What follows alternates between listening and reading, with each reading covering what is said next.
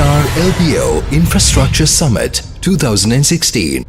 Thank you, Thilan, and thank you, Lakshman, and thank you, fellow panelists, for your detailed and very technical presentations. Very exciting developments that Brian spoke about that almost make my presentation redundant if we're able to do such exciting work and in the robotics field.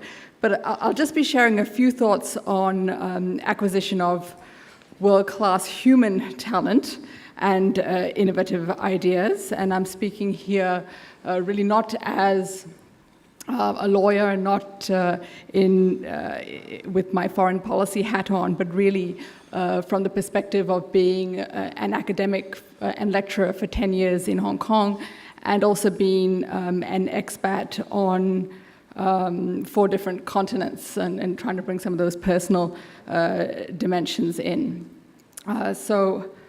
I'll speak firstly just about the talent gap that is perceived in Sri Lanka, and then how we address it. And Lakshman wanted me to sort of address more the short-term needs, given the human resources challenges that this incredible megapolis plan will bring. But I'll also like to speak a little bit about the more medium to longer-term solutions.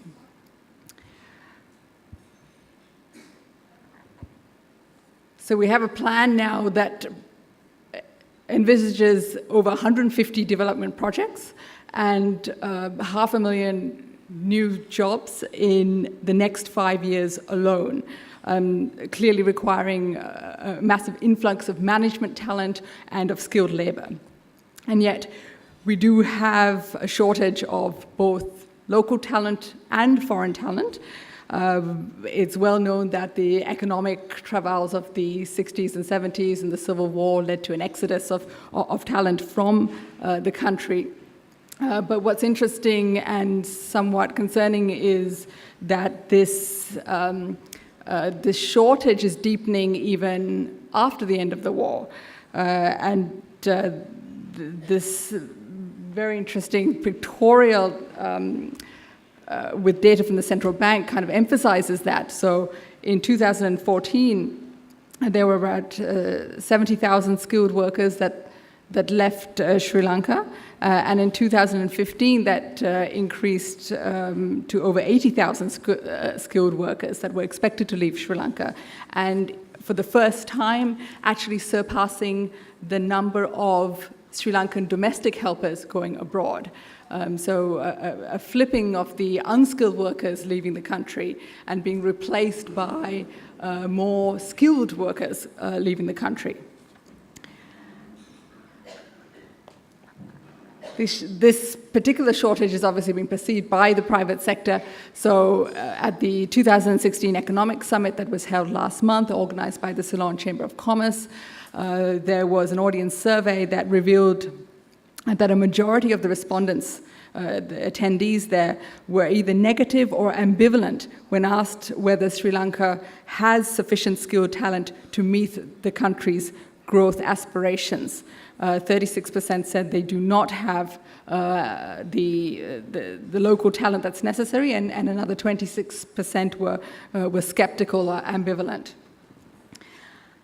When it comes to the possibilities of hiring foreign talent, in the same survey, participants were asked if their companies would be interested in hiring foreign talent from countries in the region, if the process of obtaining work visas for such candidates was simpler, and almost half said that they would be interested. Just over 40% said that they would want to bring in foreign talent, but if this process of immigration and work visas was simplified. Which brings us to addressing the talent gap in the short term. And the first stop there is simplifying the visa scheme. The residence visa form, which I remember filling in myself before taking dual citizenship when it was started last year, the residence visa form in Sri Lanka currently asks the applicant to choose between 18 different categories. That's 18 different categories, some of which enable you to work, some of which don't, but there's no indication on the form of which of these 18 categories do actually allow you to work and which do not. So there is a need to work out a clearer and simpler and more transparent scheme. Harsha Fernandez spoke about transparency and predictability in a sort of good governance framework, and this is just really one example of where immigration is holding back in simplifying and making things more transparent and predictable for foreign talent that wants to come back to the country or wants to live in Sri Lanka. In redoing and overhauling immigration schemes, it's important also to be responsive to employers' needs and expectations. The US has done a reasonably good job of this. It's recently reformed its visa rules so that foreign workers with a background in STEM, that is science, technology, engineering, maths, will be given preferred treatment. And that reform of the working visa laws in the US was carried out after sort of employer feedback.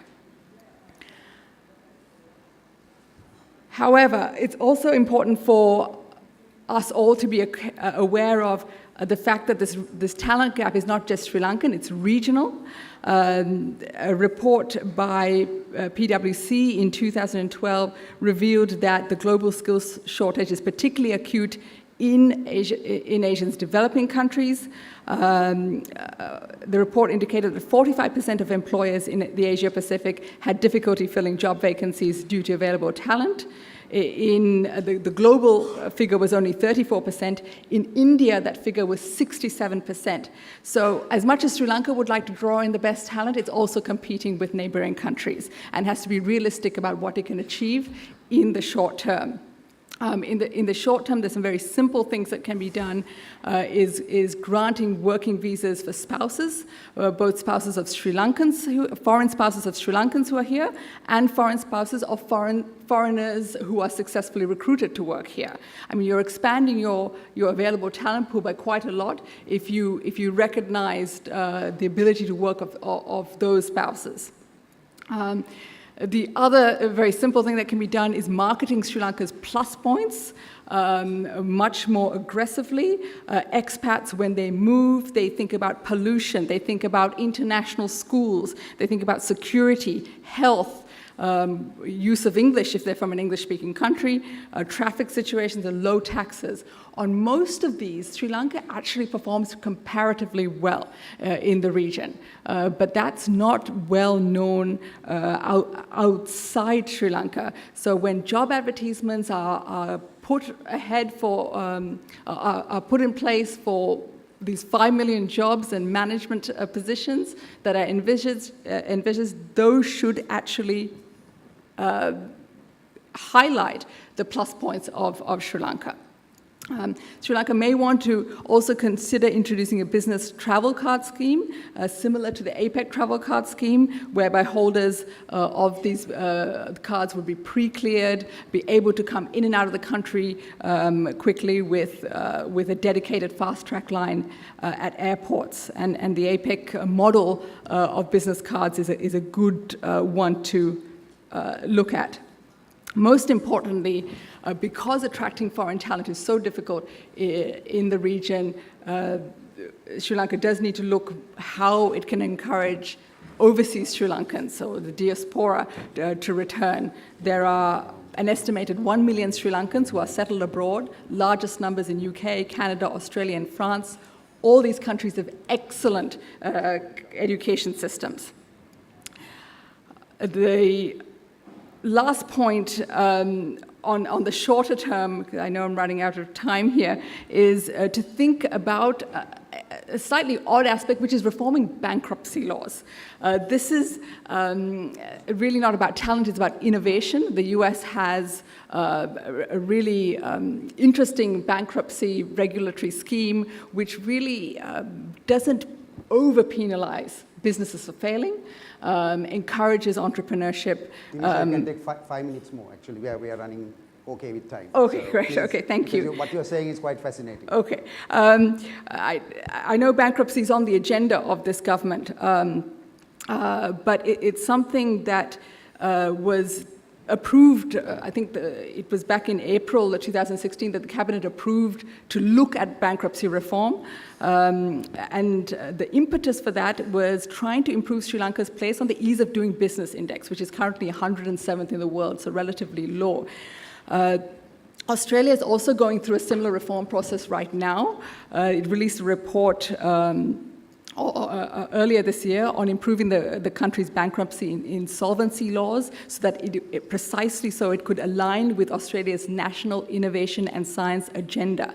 The Australian reform exercise, however, is not aimed at just improving a ranking, but rather at changing a cultural psyche which stigmatizes failure. So as to reduce that stigma and encourage risk, for example, by reducing the default bankruptcy period from the current 3 years to something less. So they're talking about sort of a grander vision of trying to change mindsets. And that brings us to the more medium to longer term role of education in changing mindsets, encouraging risk, entrepreneurship, and innovation in all stages of education. And we've talked a lot about technologies, which is very important. I want to go back to the US model here again. I had a child in a US primary school for 4 years, which is an absolutely eye-opening experience. Just to give you one example of how they teach children to count in the classroom in kindergarten. It's not at books, not with books and at desks. They got a group of children to go in pairs and count the number of desks and tables in the classroom. It sounds silly. I mean, why would you do that? Why isn't it just easier to count from 1 to 10? But in fact, what they did was when they did this exercise, they found that children came up with different numbers. Some counted the teacher's desks. Some counted 2 desks put together as one. And they were then asked to come and give their number of the total number of desks in the classroom. These are 4 or 5-year-olds, and say why their number is correct. Just an incredible exercise because it teaches children at the age of 5 that even with arithmetic, there is not a right answer. The answer and the number is always up for grabs, and that you can make it what you want and market it the way you want. So they teach that very early on, and that's something for Sri Lanka to consider in the secondary system, replacing the current system of public examinations with more in-class assessments, both individual and group. Again, going back to the US system, group exercises and group assessments are very important. It makes sure that high school students know how to work within a team. They have to be articulate, they have to be collegial to get the best people on their team. And that's something that plays forth as they go into their careers. And the last point is on tertiary education, and that's, I know we've talked a lot about STEM and engineering and technical aspects, but I want to make a plug for the liberal arts, because this is an area that is potentially transformative. Farid Zakaria has talked a lot about the role of liberal arts in the success of American innovation. Singapore has just kind of recently more latched onto it. It brought in Yale to work with National University of Singapore in forming a liberal arts university because they know that the heart of innovation is broad thinking, interdisciplinary thinking, ability to understand a range of people, a range of customers, and that is what will sustain and drive a hub in the long term. Thank you.